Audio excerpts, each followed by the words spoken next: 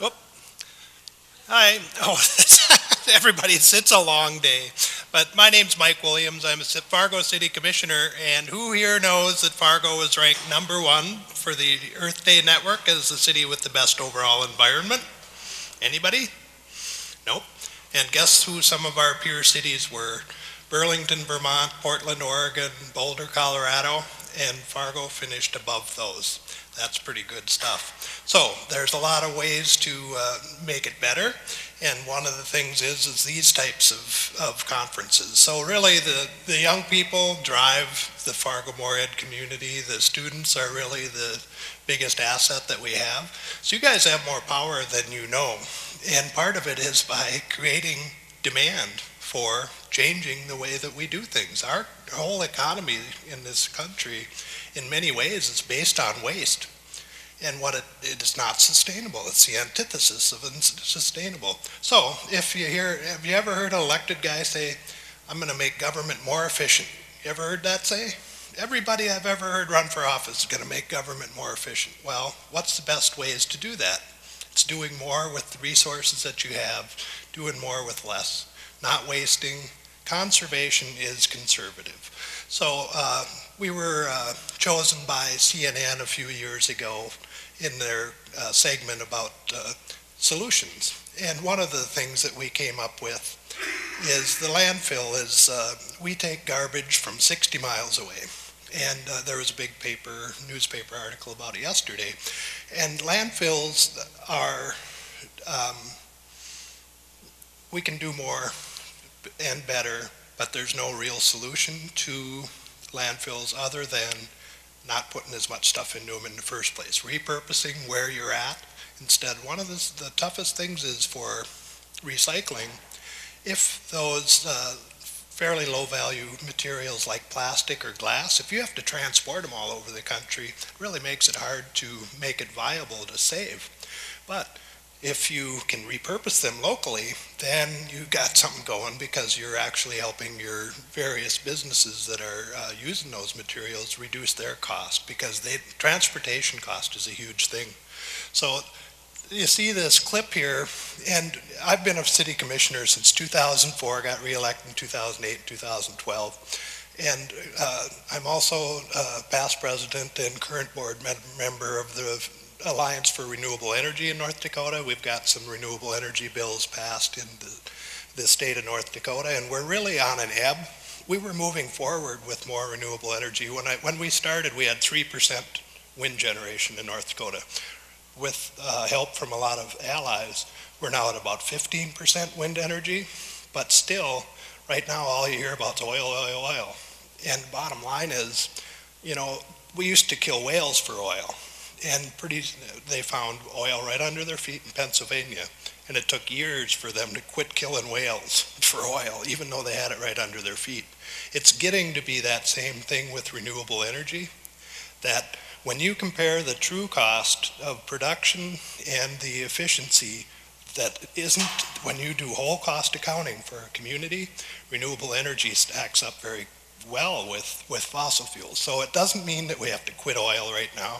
It just means we need to leverage technology towards a renewable energy future. That's energy independence, and fossil fuels by their own definition don't last forever. So we want sustainable selections. But as a commissioner, I found that just promoting wind generators and solar isn't enough. You also need to change the way we choose where we live and how we live, not only in the urban areas, but rural areas. Our land use practices in the Midwest in particular are very inefficient. So the cheap development, farmland seems expensive, but to a developer, it's very inexpensive. It's $1.50 a square foot. And it's like right where we are right now, it's probably $13 a square foot. So a developer to choose to build in area that you'd have to pay more, you'd have to pay 10 or 12 times the cost per square foot for a development. They want to see, well, what's in it for me? It's easier for me just to build out in a farm field and let the city catch up. Well, what hasn't happened is there hasn't been whole cost accounting. To deliver services as a city to those sparse areas, creates a huge cost, and we've been subsidizing sprawl. So again, how do we become more efficient? Well, we make better use of existing infrastructure. So here's a good example of, we found out through Go 2030, our residents spend more on transportation. 27% of their income in our metro area is spent on transportation on average, 24% on housing. So if you want to, and then for students, if you want to save $6,000, $7,000, $8,000 a year, you'd leave your car at home. But you don't want to leave your car at home if you don't have any other options. So walkable areas, bikeable areas, bike shares, buses, all come into play, so you have options. And it doesn't mean nobody drives. We're still going to be driving. But if you're going to increase the density, increase the value, you can reduce congestion, reduce wear and tear, and avoid cost of huge parking ramps. Like, I'm sure Concordia would like a big parking ramp in the middle of campus. Well, each one of those spots is $20,000, so a 500-spot ramp is $10 million. You can run a bus route for $150,000. And how many people do you get to transfer on a bus? So I'm really happy that Concordia has really taken the charge, the lead on sustainability. And we can, if we use the science, we can show that there's no real alternatives as far as efficiency and quality of life. You choose to live, work, and play in a smaller area where you don't have to go across town to do your things if you're going to go shopping. So CNN ran this Solutions, if you want to run that. This was just an interview a few years ago about one of the ways that we harnessed energy from the landfill that used to just be wasted into the atmosphere.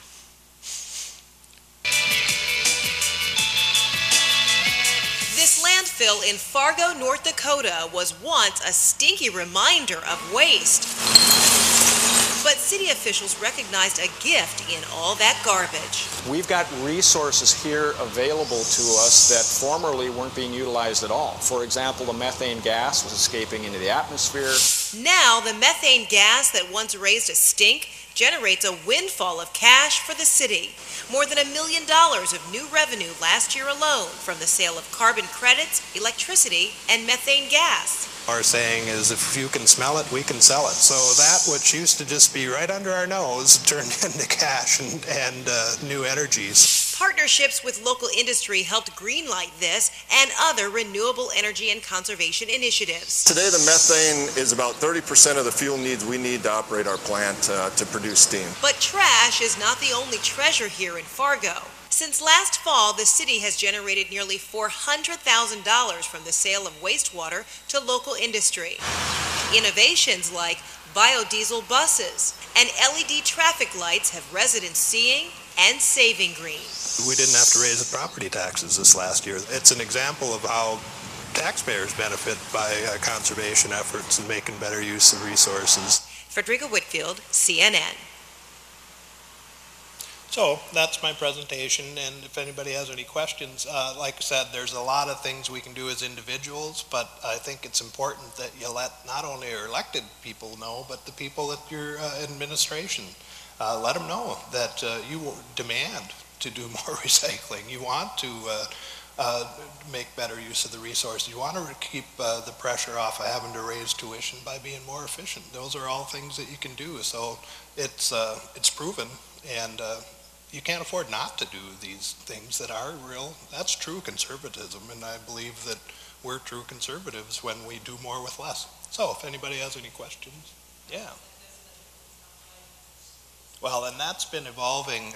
I've been on the Metropolitan Council of Governments for 9 years now, and one of this slide really shows it, is biking is a huge component, but there's room on the streets. It's just that our culture needs to change in Fargo, and it's the same in Minneapolis. Minneapolis was ranked #1 biking community, and 10 years ago they were no place. We were ranked 47th 3 years ago, and we didn't even have a bike lane in the street. We have 200 miles of trails, but they aren't on the streets. So just since 2010, We now have 33 miles of bike lanes in the street, but just having bike lanes alone isn't good enough unless you're changing the culture that bikes belong on the street and providing room for them. So you don't have to expand the streets. You just have to realize and help educate people that it's really to their advantage to have more people biking. If there's a shortage of parking in highly dense areas like college campuses or downtowns, when they see a bike on the road, they should give them a beautiful wave and say, thanks, there's another parking spot for me. So that type of culture shift takes a while, but it is happening here, but it's never as fast as we'd like it to be. So like I said, we've got 33 miles of trails. I noticed that they've put some bike lanes in around campuses here, but they have to go somewhere. So, just having it around campus isn't good enough. You also need to connect those areas so you can get downtown or across to another destination without having to fight the cars all the time. So we have a website called Share the Road Fargo that helps distribute how bike lanes are to be used. Bikers can be our own worst enemy because if you don't follow the rules of the road, we have to stop at stop signs. We have to turn signal. If we don't, we're doing ourselves a disservice because you're giving ammunition to those people that don't want you on the road in the first place. So it is an evolution. Again, the incentive is you burn fat instead of gas for the person that's biking, and you're saving yourself. When I did the commuter challenge in 2008, I figured I saved myself about $200 not buying gas, and I lost 15 pounds. You can tell I haven't been biking lately because I could use another 15-pound loss. Anybody else got a question? Yes?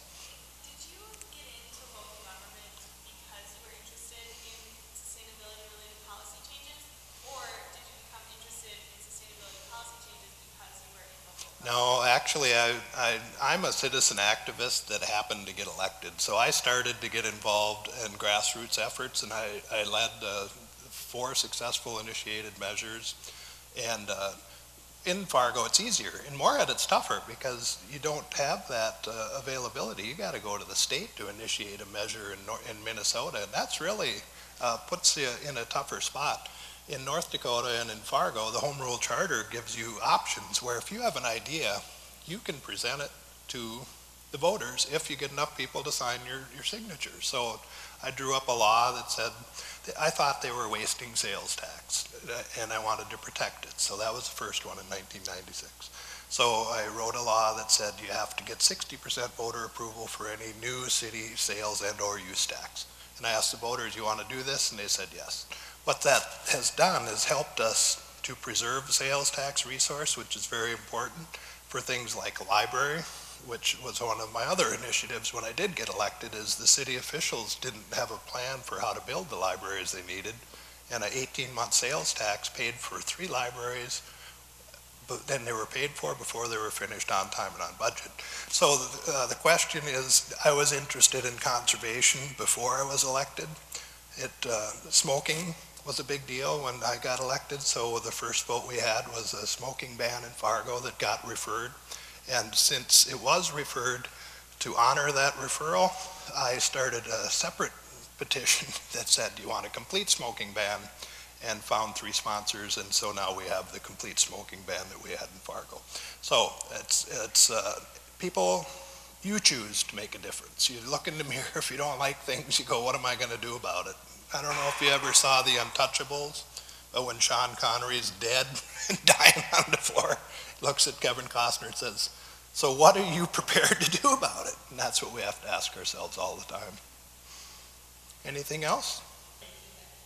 And all of that's true. And actually, I'm on the MAT board, and I've been on the MAT board since I was first elected. And since 2004, we had 800,000 total riders in 2004. Now we have 2.1 million.